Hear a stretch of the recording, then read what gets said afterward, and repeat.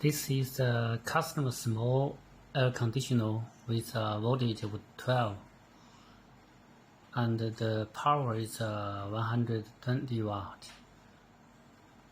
Now let me test it.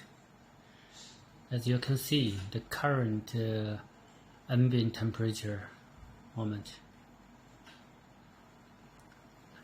The current ambient temperature is 32 degrees Celsius. It just worked for a while, and you can see it condensation. The outlet temperature now is around 20.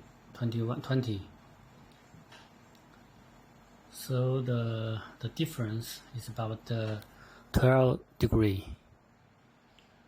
The oversize of this air conditioner is very small. If it is used on the truck, it can only be used at night, I think. It is used during the day, the power is probably too small.